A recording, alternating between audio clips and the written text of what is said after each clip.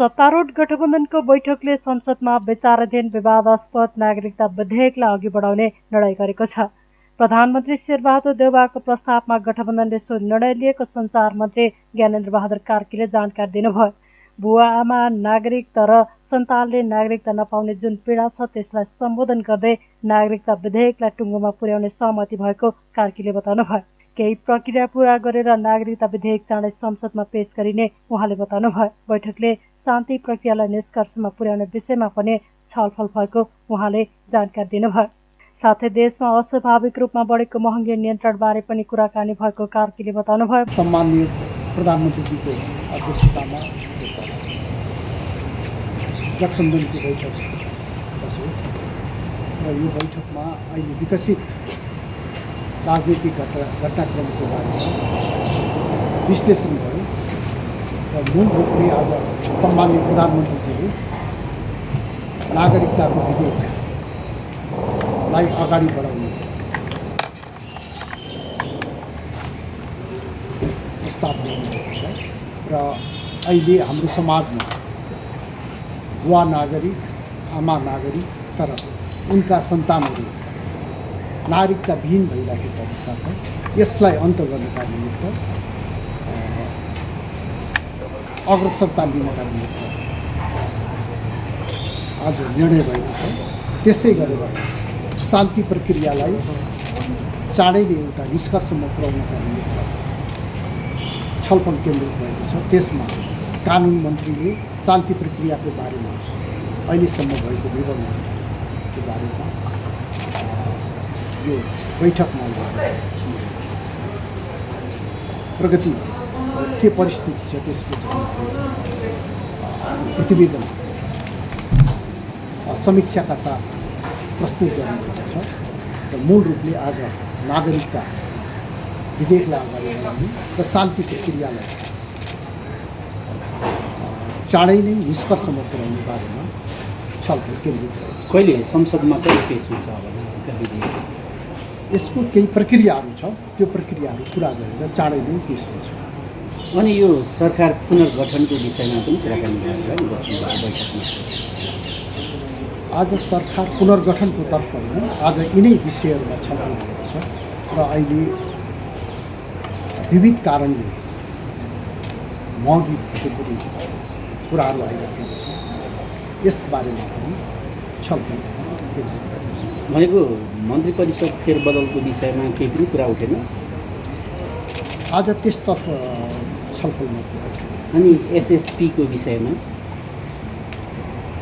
एसएसपीको विषयमा त सरकारको एसपीपीको विषयमा त सरकारको अवधारणा मन्त्री परिषदबाट पनि मैले तपाईँहरू मार्फत स्पष्ट गरेको छु र संसदमा पनि सरकारको तर्फबाट यसबारेमा स्पष्ट गरेको छु। आज गठबन्धनको बैठकले नागरिकता विधेयकलाई अगाडि बढाउने निर्णय गरेको हो।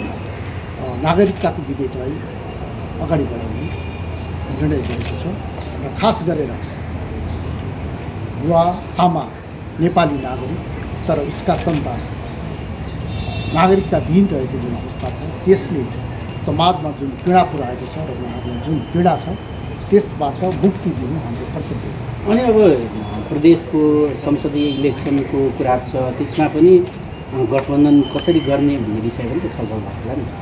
गठबन्धनको मिटिङहरू भइ नै रहन्छन् र आज चाहिँ यिनै विषयहरूमा गठबन्धनको मिटिङ केन्द्रित भयो। अनिपछि महँगीको विषयको कुरा गर्नुभयो, महँगीको के कुरा थियो यसबारेमा पनि छलफल भएको छ र हामी सम्बन्धित मन्त्रालयहरूसँग छलफल अगाडि बढाएको छौँ र यसलाई कसरी नियन्त्रण गर्न सकिन्छ त्यसबारेमा पनि छलफल। बैठकमा मन्त्री परिषद पुनर्गठनबारे भने छलफल नभएको उहाँको भनाइ छ।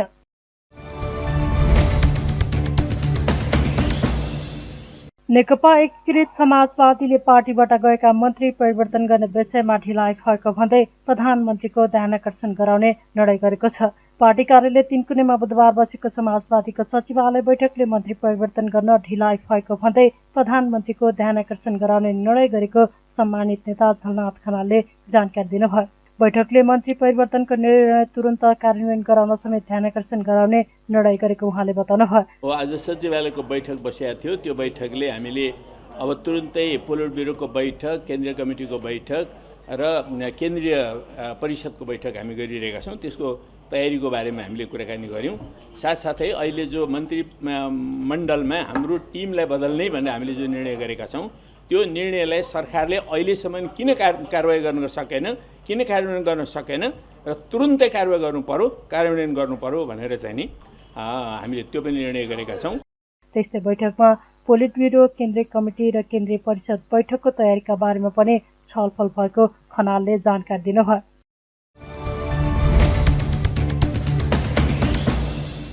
सांसदहरूले बलात्कारका घटनाका दोषीलाई दिइने सजाय सम्बन्धी कानूनलाई कडा बनाउनु पर्नेमा जोड दिएका छन्। सिंहदरबारमा बुधबार बसेको प्रतिनिधि सभा अन्तर्गतको कानून न्याय तथा मानवाधिकार समिति बैठकमा यौन हिंसा विरुद्धका केही ऐनलाई संशोधन गर्न बनेको विधेयकमाथिको छलफलको क्रममा उनीहरूले बलात्कारका घटनाका दोषीलाई दिइने कानूनको स्वरूप परिवर्तन गर्नुपर्ने बताएका हुन्। त्यस्तै उनीहरूले यौन हिंसाका घटनामा हदम्याद राख्न नहुने जिकिर गरेका छन्। छलफलमा भाग लिँदै कांग्रेस सांसद पुष्पा भुसालले बलात्कारका घटना हुनै नदिने गरी कडा कानून बनाउनु पर्ने बताउनुभयो। बलात्कारका घटनामा हदम्याद घटाउने गरी नै कानून निर्माण गर्नुपर्ने उहाँको भनाइ छ। यो रेप केसमा कन्डिसनल हुनु हुँदैन।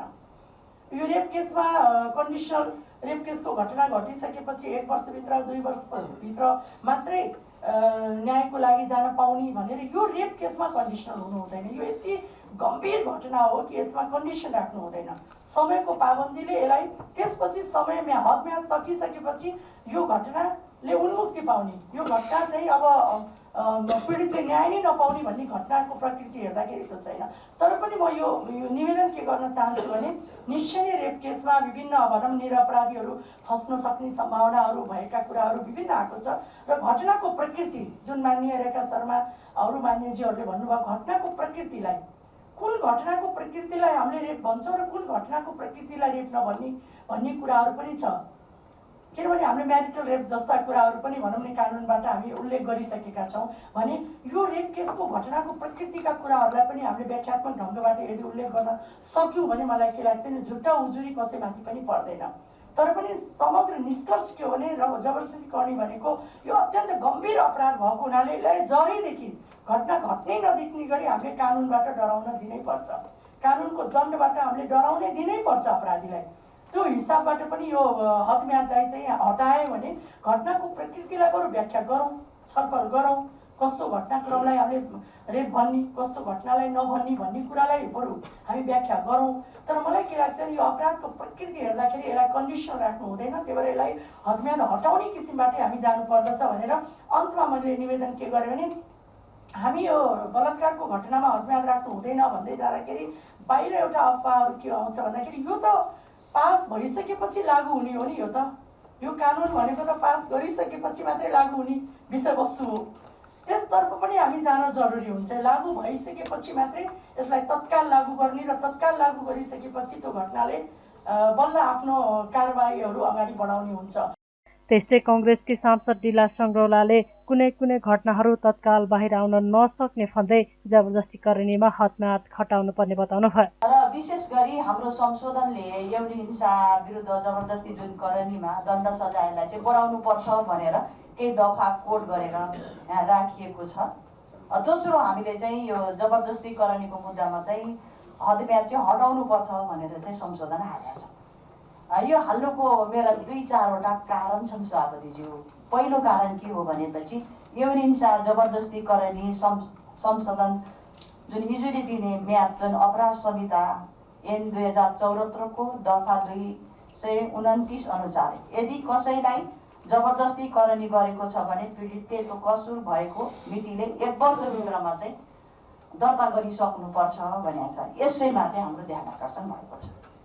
किनभने यो समय चाहिँ अपर्याप्त छ कि एउटा बालिका नाबालक अथवा चाहिँ जुनसुकै महिला होस् त्यसमाथि जबरजस्ती करणी हुन्छ भने उले यो आफै पनि परिवार समाज कैसँग पनि व्यक्त गर्न सक्दिन। एकातर्फ पीडक अपराधीको डर तरास र शक्ति हुन्छ अर्कोतर्फ सिङ्गो समाज हुन्छ।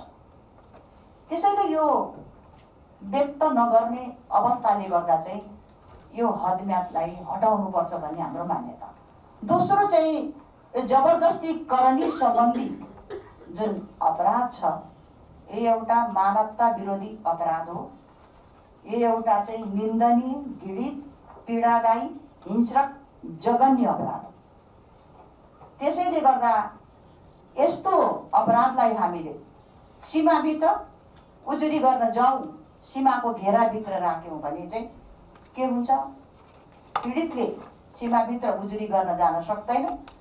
जुन अपराधी पीडक पक्ष छ त्यसले घटना एउटा मात्रै होइन, त्यस्ता सयौं घटनाहरू, बलात्कार गर्दै गएका घटनाका फेरिस्त उदाहरणहरू दिन प्रतिदिन हामीले देखिरहेका छौँ, जसले हामीलाई स्तब्ध पनि बनाएको छ। सभापतिजी, छलफलमा भाग लिँदै एमालेका सांसद छपट रावले महिला मात्रै नभई पुरुषमाथि पनि हिंसा हुने भएकाले यस विषयलाई कानुनमा ध्यान दिनुपर्ने धारणा राख्नुभयो।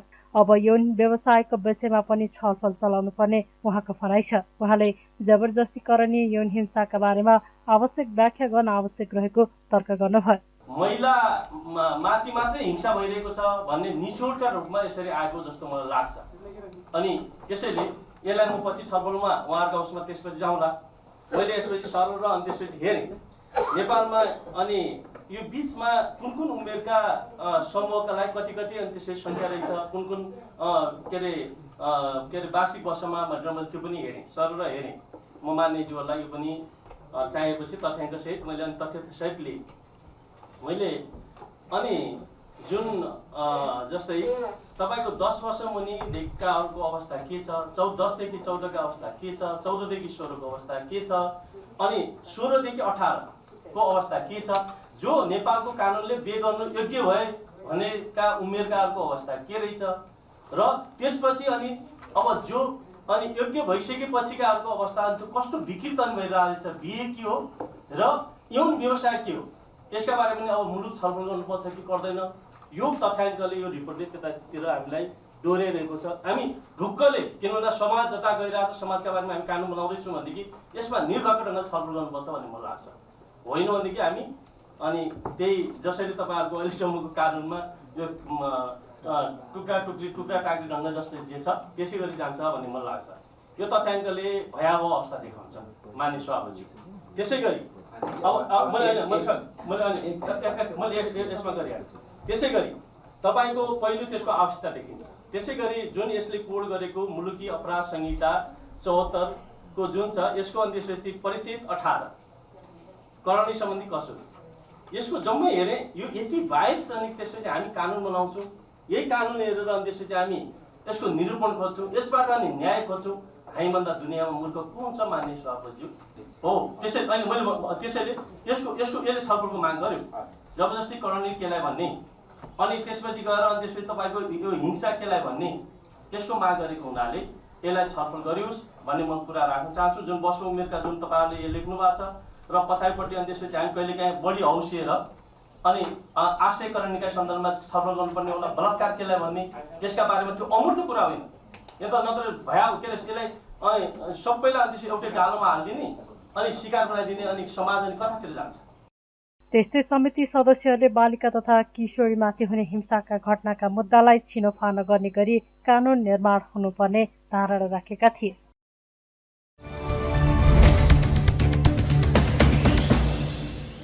उद्योग वाणिज्य तथा आपूर्ति मन्त्री दिलेन्द्र बडुले अन्तर्राष्ट्रिय बजारमा पेट्रोलियम पदार्थको मूल्यवृद्धि भएका कारण नेपालमा पनि वृद्धि गर्नुपर्ने बाध्यात्मक अवस्था सिर्जना भएको बताउनु भएको छ। पेट्रोलियम पदार्थको मूल्य वृद्धिबारे बुधबार राष्ट्रिय सभा बैठकलाई जानकारी गराउँदै बडुले प्रशोधित पेट्रोलियम पदार्थको मूल्य अन्तर्राष्ट्रिय बजारमा बढिरहेकाले नेपालमा पनि मूल्य वृद्धि गर्नु परेको बताउनुभयो। निगमलाई जेठ मसान्तसम्म करिब 50 अर्ब रुपियाँ घाटा हुन गएको र इन्डियन आयल कर्पोरेसनलाई बुझाउनु पर्ने 22 अर्ब रुपियाँ बकौता रहेको उहाँले जानकारी दिनुभयो। उहाँले निगमको प्रचलित कानुन नीति तथा पेट्रोलियम पदार्थको बिक्री सम्बन्धी विद्यमान नियमावली अनुरूप नै बिक्री वितरण गरिएको पनि स्पष्ट पार्नुभयो। कसैलाई नाफा हुने नियतले नभई कानुन र नीतिगत रूपमा नै मूल्य निर्धारण गरी बिक्री गरिएको उहाँको भनाइ छ।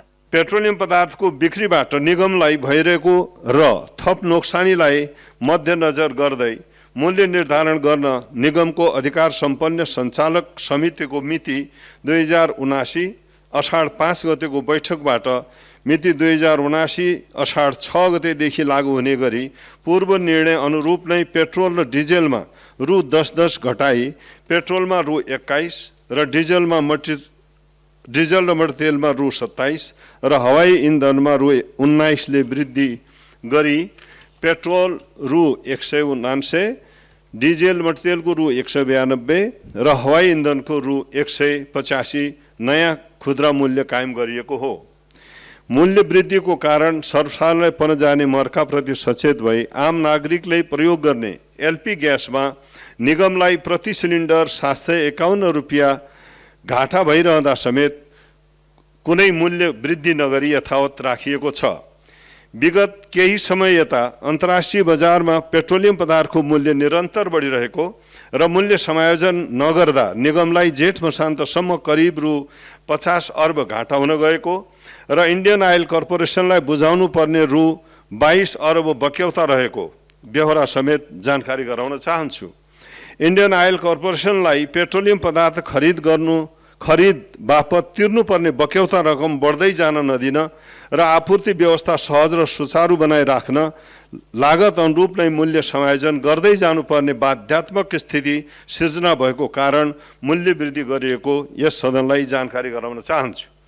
निगम सञ्चालक समितिको निर्णय अनुसार एलपी ग्यासको सर्वसाधारण उपभोक्ताको घराइसी एवं अन्य व्यावसायिक प्रयोजनका लागि अलग अलग मूल्य कायम गर्न निगम सञ्चालक समितिका सदस्यको संयोजकत्वमा सरोकारवाला समेतको प्रतिनिधित्व रहने गरी उपसमिति गठन गरिएको र सो व्यवस्था छिट्टै कार्यान्वयनमा ल्याइनेछ।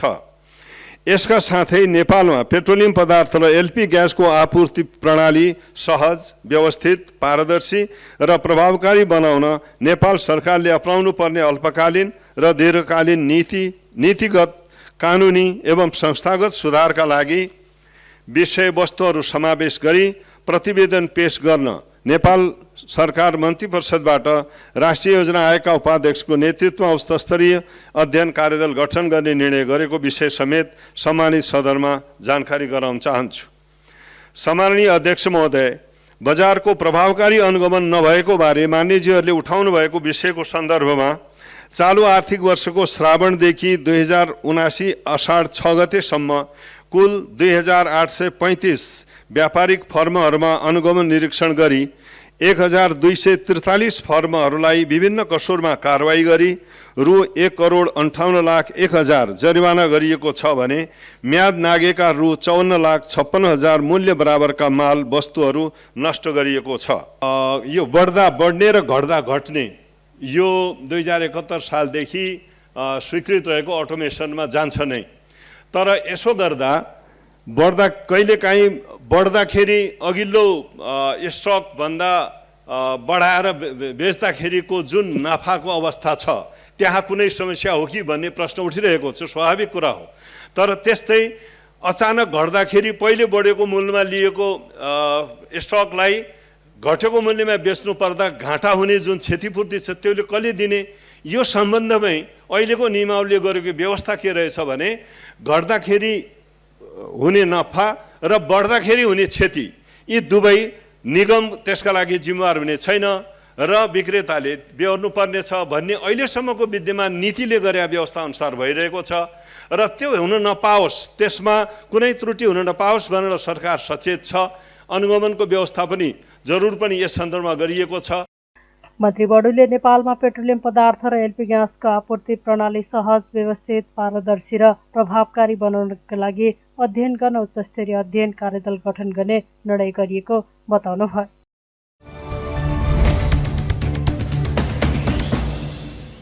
राष्ट्रिय स्वतन्त्र पार्टीको दर्ता प्रक्रिया रोक्न माग गर्दै निर्वाचन आयोगमा उजुरी दर्ता भएको छ। रवि लामिछानेले उक्त नामको पार्टी दर्ताका लागि निवेदन दिएपछि स्वतन्त्र उम्मेदवारीका लागि तयारी गरिरहेकाहरूले दलको नाममा भएको स्वतन्त्र शब्दप्रति आपत्ति जनाउँदै आयोगमा उजुरी दर्ता गरेका हुन्। स्वतन्त्र शब्दको अपव्याख्या भएको र जनतामा भ्रम पर्न गएकाले उक्त शब्द भएको दल दर्ता गर्न नहुने उनीहरूको भनाइ छ। स्वतन्त्र उम्मेदवारी अभियानका डम्बर साहुले स्वतन्त्र रूपमा चुनावमा उम्मेदवारी दिन र निर्वाचित हुन पाउने अधिकार रहेको भन्दै स्वतन्त्र शब्दलाई दुरुपयोग गर्न खोजिएको बताउनुभयो। उहाँले स्वतन्त्र उम्मेदवारी दिन लागेकाहरूको उक्त पार्टीमा कुनै समर्थन नरहेको धारणा राख्नुभयो। हाम्रो आपत्ति रविजीसँग यो खालको एक्सपेक्टेसन पनि चाहिँ थिएन हैन। उहाँको न्यूनतम इथिक्सका कुराहरू, न्यूनतम मापदण्डका कुराहरू, न्यूनतम नैतिकता उहाँले पालना गर्नुपर्छ भन्ने चिजहरुमा हाम्रो कन्सर्न चाहिँ हो। फेरि किनभनेपछि उहाँ जस्तो जानेको बुझेको मान्छेहरू, समाजलाई पढाउँदै गरेको मान्छे, हिँडाउँदै गरेको उसमा सो अरूको चरित्र हरण अथवा चाहिँ अरूले अहिले अघि उहाँले शब्द प्रयोग गर्नुभएको थियो, यो भन्नु न धमिलो पानीमा चाहिँ माछा मार्छु अथवा एउटा यो अवसरवादीको यो चरित्र हो क्या यो चाहिँ हैन। अरूले सबैले पकाइदिएको चाहिँ छ, हिम्मत छ भने त आफैले गर्न सक्नु पर्यो नि, आफैले एउटा खालको माहौल क्रिएट गर्न सक्नु पर्यो नि, आफैले नयाँ एजेन्डा स्थापित गर्न सक्नु पर्यो नि, त्यो गर्न सक्नु भएन। सो भनेपछि अहिले स्थानीय तहको निर्वाचनपछि जुन प्रकारको एउटा सेन्टिमेन्ट बनिया चाहिँ छन्, जुन प्रकारको यो स्वतन्त्र भन्ने जुन माहौल बनिया चाहिँ छ, यो माहौलमा आएर एउटा यो भनौँ न यो दूषित अवसरवादी एउटा यो नैतिकताको पनि हद हुन्छ भन्ने भन्छु कि म त। यो अवसरवादीलाई चाहिँ आफ्नो उसमा पकडमा क्याच गर्नका लागि जुन प्रकारले उहाँले एउटा तौर तरिका गर्नुभयो, यसलाई हाम्रो समर्थन छैन। यसलाई हाम्रो बिल्कुलै स्वतन्त्र उम्मेदवारसँग जोडिएका अथवा स्थानीय तह र अब आउने तह चुनावमा पनि स्वतन्त्र आफ्नो उम्मेदवारी दिने साथीहरूको कसैको समर्थन छैन, यसमा सहकार्य पनि चाहिँ छैन। र आम जनता, देशभक्त, सम्पूर्ण नागरिकहरू, स्टेक होल्डर सबैलाई हाम्रो के अनुरोध छ भन्दाखेरि चाहिँ हामी स्वतन्त्र उम्मेदवारी अभियान र अभियानसँग जस्तै अरू अन्य अभियानहरू र स्वतन्त्र उम्मेदवारी हिजो स्थानीय तहमा दिएका साथीहरू पनि र अब आउने स्वतन्त्र उम्मेदवारी दिने साथीहरूको पनि प्रत्यक्ष, अप्रत्यक्ष र परोक्ष रूपमा यसमा कुनै सहकार्य संलग्नता छैन। रविजीहरूको पार्टी हो र म रविजीलाई के अनुरोध गर्छु भन्दाखेरि तपाईँलाई नै यसले एउटा खालको भन्नुहोस् न ब्याकफायर हुनसक्छ। किनभने तपाईँले अरूले पकाइदिएको खाना खानु भएको चाहिँ छ अथवा अरूले पकाएको सबै चिजहरूलाई एउटा भन्नुहोस् न परिदृश्यलाई अथवा माहौललाई चाहिँ क्याच गर्न खोज्नु भनेको एउटा यो क्रूर अवसरवादीको एउटा संज्ञा दिन चाहन्छु मैले। उहाँले आफूलाई सच्याउनु भएन भने यो उहाँकै लागि ब्याकफायर हुन्छ। यसले चाहिँ आम जनताले, स्टेक होल्डरले, मतदाताले र इभन देशले, सरकारवालाले यसलाई सहर्ष स्वीकार गर्दैनन्। उहाँको चरित्र फेरि नाङ्गिन्छ। जो ब्रान्ड बिल्डिङ गराउनु भएको छ, जुन प्रकारको उहाँको एउटा अस्तित्व छ, त्यो अस्तित्व पनि धमिलोमा पर्छ। उनीहरूले स्वतन्त्रको नाममा पार्टी गठन गरेर स्वतन्त्र उम्मेदवारीमा भ्रम र अन्यल उत्पन्न भएको जनाएका छन्।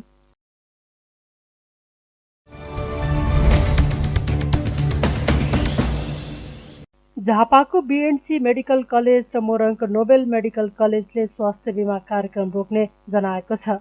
बुधबार काठमाडौँमा पत्रकार सम्मेलन गर्दै बीएनसी र नोबेलले स्वास्थ्य बिमा बोर्डले समयमा रकम भुक्तानी नगर्दा समस्या फक भन्दै असार 20 गतेबाट स्वास्थ्य बिमा कार्यक्रम रोक्ने जनाएको हो। उनीहरूले 2078 मङ्सिरपछि बिमा बापतको रकम नपाएको भन्दै जानकारी दिएका छन्। बीएनसी मेडिकल कलेजका सञ्चालक दुर्गा प्रसादले स्वास्थ्य बिमा बापतको 45 करोड रुपियाँ भन्दा बढी र नोबेलको 54 करोड भन्दा बढी रुपियाँ लिन बाँकी रहेको जानकारी दिनुभयो। यसअघि 15 दिनमा भुक्तानी गर्ने भनिए पनि अझै पनि बिमा बापतको रकम नपाएको उहाँले बताउनुभयो। हरेक चिजको दाम बढ्यो। हामीले स्वास्थ्य बिमाले 5 वर्ष अगाडि जुन रेट गर्यो हामीले त्यही रेटमा गऱ्यौँ, काम गऱ्यौँ। तर काम त गऱ्यौँ, हामीले 1 रुपियाँ रेट पनि बढाएनौँ। कोभिडको बेलामा पनि हामीले उपचार गऱ्यौँ हैन। हामीले पीपीको एक्स्ट्रा पैसा लियौँ, किनभने पीपीको पैसा त त्यतिखेरको स्थिति, मास्कको पैसा लिनै पर्यो, किन सोचे भन्दा बाहिरको स्थिति आयो र पनि हामीले औषधि उपचार गऱ्यौँ। आज हामीले त्यस्तो दुःखका साथ काम गरेको पैसा आज हामीले पाएनौँ स्वास्थ्य बिमाबाट। हाम्रो लगभग 50 करोड रुपियाँ पैसा हाम्रो बीएनसी मेडिकल कलेजको 45 करोडभन्दा माथि छ। तपाईँहरूको नोबेल मेडिकल कलेजबाट उहाँ आउनुभएको छ, कति छ? भीमबहादुर चन्द नोबेल मेडिकल कलेजबाट। अनि हाम्रो चाहिँ 54 करोड 38 लाख रुपियाँ चाहिँ बाँकी छ। ल हाम्रो 45 करोडभन्दा माथि नै छ हेर्नुहोस्। र एउटा कुरो के छ भने सरकारलाई हामीले ट्याक्स बुझाउनु छ। सरकार चाहिँ 25% ट्याक्स तिरेन भनेर 25% हामीलाई प्लान्टी लिन्छ। हामीले प्लान्टी पाउँछौँ कि पाउँदैनौँ? जस्तो हामीलाई सम्झौता गर्दा 15 दिनमा पैसा दिने भनेको थियो होइन। हामी 15 दिनमा तपाईँलाई पैसा दिन्छौँ भनेको थियो। आज हामी जस्तो मान्छेको पैसो गएर त्यो पनि बिरामीको उपचार गरेको पैसो, औषधि फ्याक्ट्री त हाम्रो होइन नि। औषधि हामीले पैसा 21 दिनको बाँकी दिन्छ, 22 दिनको हुने भयो भने औषधिमा 1.5 पैसा जोडेको हुन्छ उनीहरूले। उनीहरू पनि ब्याङ्कको ब्याज लिएर गरेको हुन्छ। भनेपछि हामीले औषधि दिने कि उपचार गर्ने कि त्यो सबै गरेको पैसा आज हामीले पाएनौँ। र राज्यको अब अर्को कुरो के छ भन्दाखेरि निजी हस्पिटलहरूले चाहिँ नि जे पाए त्यही गरे हुन्छ। तर जे पाए त्यही गरे भनेदेखि कस्तो छ भन्दाखेरि हामीले कार्डियोलोजी होइन नेफ्रोलोजी जम्मै लोजी राखेर डिएम राखेर काम गराएको छ। यहाँ खाता चेक गर्ने ठाउँमा चाहिँ नि एचए राखिदिएको छ। हेर्नुहोस् है, यहाँ कुरो त बुझ्नु पऱ्यो नि, मान्छेलाई त औषधि उपचार गर्दा त राम्ररी गर्नु पऱ्यो नि। मेरो भनाइ के हो भन्दाखेरि सरकारलाई यहीँबाट तपाईँहरूकोसँग यदि एक परिवारलाई 1 लाख रुपियाँ यदि छुट्याएको भने, जस्तो हस्पिटलमा गएर 2 लाख उठ्यो भने नि त्यो 1 लाख रुपियाँ सरकार बिमाबाट दिनु, 1 लाख रुपियाँ त बिरामीले तिर्छ नि, त्यो सहुलियत गरिदिनु नि। सरकारले 2072 चैत 25 देखि कैलालीबाट सुरु गरेको स्वास्थ्य बिमा कार्यक्रम 77 वटै जिल्लामा लागू भइसकेको छ। प्रति परिवार 5 जनासम्मको 3500 रकम तिरेको आधारमा वार्षिक 1 लाखसम्मको स्वास्थ्य सुविधा र थप प्रति सदस्य 700 का दरले रकम थपिएमा प्रति सदस्य 20,000 बराबरको सेवा थपिने प्रावधान छ।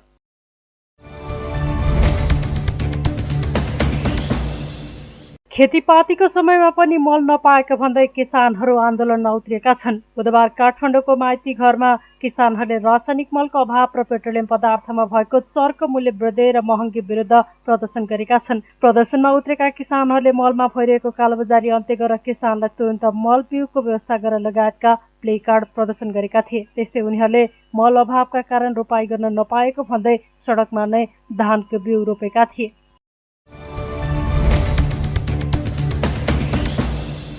न्याय परिषदले काठमाडौँ जिल्ला अदालतका न्यायाधीश राजकुमार कोइराला र अधिवक्ता रुद्र पोखरेल बीच मुद्दाको विषयलाई लिएर भएको घुस प्रकरणबारे छानबिन गर्न समिति गठन गरेको छ। बुधबार बसेको न्याय परिषदको बैठकले उक्त विषयमा छानबिन गर्न न्याय परिषदका सदस्य रामप्रसाद श्रेष्ठको नेतृत्वमा 3 सदस्यीय छानबिन समिति गठन गर्ने निर्णय गरेको हो। छानबिन समितिमा उच्च अदालत पाटनका कायम मुकायम मुख्य न्यायाधीश महेश प्रसाद पुडासैनी र न्यायाधीश महेश शर्मा पौडेल रहनु भएको छ। समितिलाई 45 दिनभित्र छानबिन गरी प्रतिवेदन बुझाउनु पर्ने समय सीमा तोकिएको न्याय परिषद सचिवालयका प्रवक्ता मानबहादुर कार्कीले जानकारी दिनुभयो। छानबिन समिति गठन भएसँगै न्यायाधीश कोइरालालाई कार्य सम्पादनमा रोक लगाइएको छ।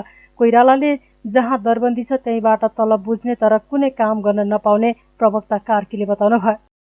अब न्याय परिषदको आजको बैठक भनेको आकस्मिक बैठक हो। सदा झैँ अब 24 घण्टा अगाडि निर्णय गरेर पत्र काटेर बैठक बोलाउने चलन थियो। आज चाहिँ आकस्मिक बैठक बसियो। अब अहिले सञ्चार माध्यममा न्युज 24ले हिजो एउटा न्युज प्रसारण गर्नुभयो। त्यो न्युजको ले चाहिँ अब काठमाडौँ जिल्ला अदालतमा कार्यरत माननीय राजकुमार कोइरालाको सन्दर्भमा चाहिँ न्युज प्रकाशित भएको अवस्था छ। त्यही न्युजलाई आधार बनाएर आज त्यही समाचारकै सन्दर्भमा छलफल गर्नका लागि मूल विषय नै त्यही विषय राखेर न्याय परिषदको बैठक बस्यो र न्याय परिषदको बैठकले सो विषयमा छानबिन गर्नका लागि भनेर जाँचबुझ गर्नका लागि भनेर न्याय परिषदका माननीय सदस्य रामप्रसाद श्रेष्ठज्यूको अध्यक्षमा उच्च अदालत पाटनका माननीय न्यायाधीश कामु मुख्य न्यायाधीश महेश प्रसाद पुडासैनी विज्ञ सदस्य र सोही उच्च अदालतका माननीय न्यायाधीश महेश शर्मा पौडेल विज्ञ सदस्य भएको 3 सदस्यीय जाँचबुझ समिति गठन गर्ने निर्णय गरेका छ र सो समितिले कार्य प्रारम्भ गरेको 45 दिनमा चाहिँ आफ्नो प्रतिवेदन न्याय परिषदमा पेश गर्ने भन्ने उहाँहरूलाई त्यसको कार्य अवधि दिएको छ र जाँचबुझ ऐन 2026 अनुसारको उहाँहरूले अथोरिटी प्राप्त गर्नुहुन्छ र त्यही अनुसार काम गर्नुहुन्छ र यो सूचना चाहिँ अब भोलि हामी राजपत्रमा प्रकाशित गर्न पठाउँछौँ र राजपत्रमा त्यो सूचना प्रकाशित भइसकेपछि उहाँहरूले कार्य प्रारम्भ गर्नुहुन्छ। अब उहाँले कार्य सम्पादनमा रोकआउट हुन्छ, उहाँले कार्य सम्पादन गर्न पाउनुहुन्न। अब उहाँको जहाँ दरबन्दी छ त्यहीँबाट तलब भत्ता खानुहुन्छ। अब अहिले तत्कालै त्यो उहाँहरूले अब अरू काम कारबाही गर्नुहुन्न। न्यायाधीश राजकुमार कोइराला र अधिवक्ता रुद्र पोखरेल बीच व्यवसायी इच्छाराज तामाङलाई धरोत्रीमा छुटाउनका लागि घुस लेनदेनको अडियो वार्ता सार्वजनिक भएपछि बुधबार परिषदको बैठक बसेको हो। कोइरालाले भने सामाजिक सञ्जाल मार्फत आफूले अनुचित कार्य नगरेको दावी गर्दै छानबिन गर्न माग गर्दै यसमा आफ्नो पूर्ण सहयोग हुने बताउनु भएको छ।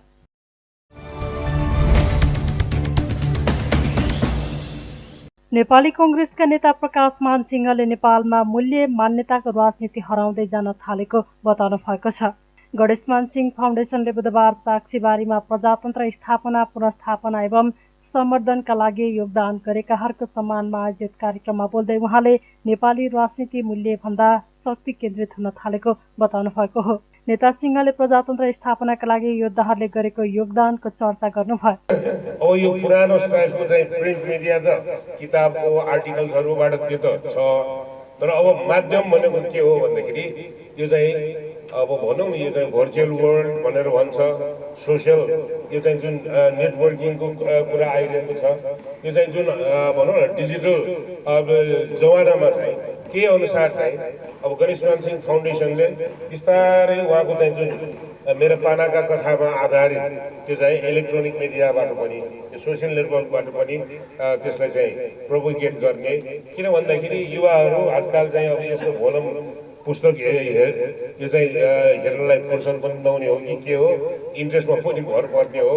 तर चाहिँ छोटो छोटो चाहिँ के छ भन्दाखेरि भन्छ नि त टिकटकको जमाना छ, तपाईँहरू चाहिँ पुरानो पुरानो एकदम लामो लामो कुरा गर्नुहुन्छ भनेर मलाई नै कमेन्ट गरिसक्यो भनेपछि त अब ध्यानदायीहरूले कति गर्ला अब त्यो आफ्नो ठाउँमा चाहिँ जमानै एकदम सर्टमा मेसेज दिनु पर्यो, त्यो कम्युनिकेट गर्ने। अब त्यो माध्यमलाई पनि फाउन्डेसनबाट अब गणेशमानजीको चाहिँ स्टोरी र चाहिँ यङ्गर जेनेरेसनहरूलाई चाहिँ डेमोक्रेटिक भ्याल्युजको बारेमा यसको इम्पोर्टेन्सको बारेमा चाहिँ जीवन्त राख्नको लागि हामीले चाहिँ प्रयास गरिरहेको छु। गणेशमान सिंह फाउन्डेसनले गणेशमान सिंह प्रजातन्त्र सेनानी सम्मान 2079बाट ध्यान गोविन्द रञ्जित हिमालय शमशेर राणा मनज्ञ लाकोलाई प्रदान गरेको हो। त्यस्तै हरिनाथ वास्तुला, डाक्टर दिनेशनाथ गङ्गोल, नारायण प्रसाद भट्टराई, पूर्णानन्द शर्मा, दिलीप सापकोटा, योग प्रसाद उपाध्याय, स्वर्गीय गणेश कर्मचारी र चम्पा थारूलाई पनि उक्त सम्मान प्रदान गरिएको छ।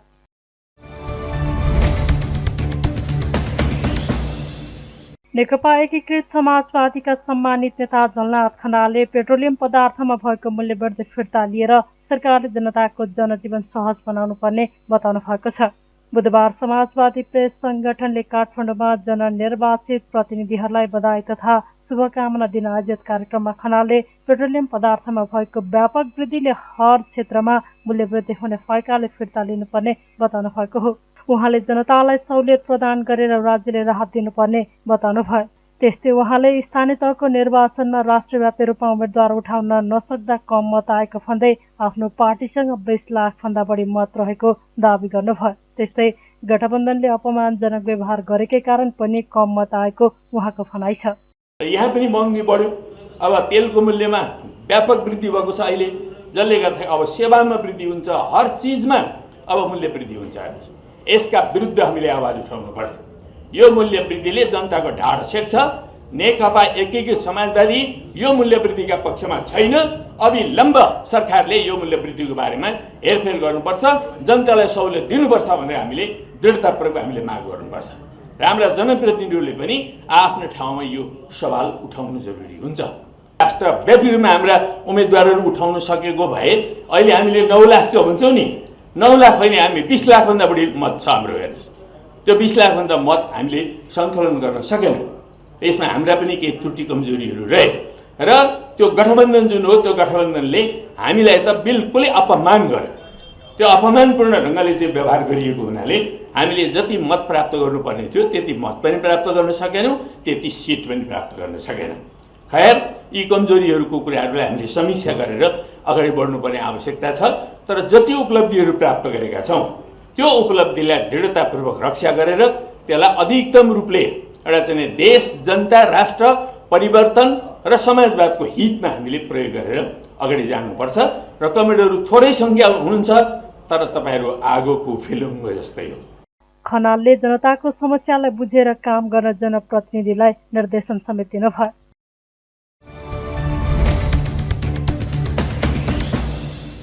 सामुदायिक वन संरक्षण र प्रवर्धन गर्ने उद्देश्यले उदयपुरको बेलका नगरपालिका वडा नम्बर 6 मा रहेको जाल्पादेवी सामुदायिक वनले आफ्ना सम्पूर्ण उपभोक्तालाई ग्यास चुलो वितरण गरेको छ। दाउरा उपभोग गर्ने बहानामा बढ्दो वन विनाशलाई रोकथाम गर्न र वनलाई संरक्षण गर्ने उद्देश्यले सामुदायिक वनमा आबद्ध 142 घरधुरीलाई 9,75,000 बराबरको ग्यास चुलो वितरण गरेको हो।